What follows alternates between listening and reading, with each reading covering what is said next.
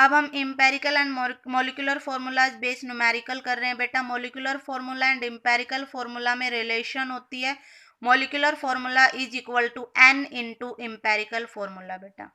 Empirical फॉर्मूला simple ratio था, तो सिंपल रेशियो को अगर मैंने एक्चुअल n से मल्टीप्लाई कर दूं तो मोलिकुलर फॉर्मूला हमारा आ जाएगा। और molecular mass and vapour density में मैंने रिलेशन बताई थी जब हमने मॉडर्न डाल्टन एटॉमिक थ्योरी पढ़ी थी। डाल्टन एटॉमिक थ्योरी में हमने पढ़ा था कि molecular mass is equal to 2 into vapour density. तो इन दोनों का यूज हम करने वाले हैं। कई बार क्या होता है बेटा, क्वेश्चन में मॉलिक्यूलर मास या मोलर मास ना दे के वेपर डेंसिटी दे देते हैं, तो वहां पे हम मोलर मास या मॉलिक्यूलर मास कैसे निकालेंगे, उस वेपर डेंसिटी को 2 से मल्टीप्लाई करके।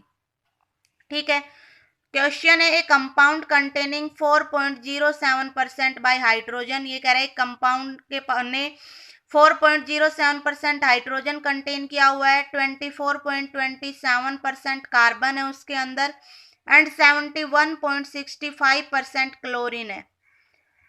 हम और इसका मोलिकुलर मास हमें गिवन है भाई 98.96 ग्राम। हमें इसका एम्पेरिकल एंड मोलिकुलर फॉर्मूला बताना है बेटा। तो सबसे पहले हम क्या करेंगे, एलिमेंट्स जो जो गिवन है उसको लिखेंगे, कार्बन, हाइड्रोजन एंड ऑक्सीजन। उसके बाद में सिंबल ऑफ एलिमेंट की बात करूंगी, कार्बन का C, हाइड्रोजन का H एंड क्लोरीन का Cl बेटा। परसेंटेज ऑफ एलिमेंट हमें क्या गिवन है, कार्बन गिवन है 24.27%, हाइड्रोजन गिवन है 4.07% एंड क्लोरीन गिवन है 71.65%। उसके बाद में इनके एटॉमिक मास लिखूंगी, कार्बन का 12, हाइड्रोजन का 1, Cl का 35.5। उसके बाद हम मोल ऑफ एलिमेंट निकालेंगे बेटा, और मोल ऑफ एलिमेंट निकालने का फॉर्मूला है percentage divided by atomic mass. Percentage carbon की है 24.27 डिवाइडेड बाय 12, ये आ गया 2.02। हाइड्रोजन के लिए परसेंटेज 4.07 एंड मास है 1, तो ये आ गया 4.07। क्लोरीन के लिए 71.65 डिवाइडेड बाय 35.5, ये आ गया 2.02। अब हम सिंपलेस्ट मोलर रेशियो निकालेंगे भाई। सिंपलेस्ट मोलर रेशियो निकालने के लिए हम क्या करेंगे, जो हमारा ये मोल आया है उसमें हम सबसे छोटी वैल्यू देखेंगे बेटा। तो ये 2.02 है, ये 4.07, ये 2.02, तो सबसे छोटी कौन है, 2.02 ही है। उससे मैं बाकी जितने भी मोल आए हैं सबको डिवाइड करती चलूंगी। मैंने 2.02 को 2.02 से डिवाइड किया, 1 आ गया। 4.07 को 2.02 से डिवाइड किया, 2 आ गया।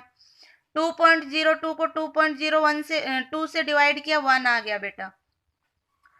अगर ये पॉइंटों में आ जाता, लाइक 1.05 आ जाता, 2.05 आता, तो हम आगे लिखते simplest whole number molar ratio बेटा।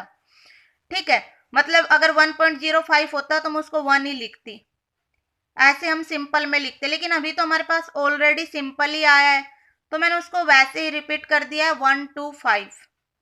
अब मेरा इम्पेरिकल फॉर्मूला क्या हो जाएगा भाई, कार्बन के आगे 1 लगेगा, हाइड्रोजन के आगे 2 लगेगा एंड क्लोरीन के 1 लगेगा। फॉर्मूला बन जाएगा CH2Cl बेटा।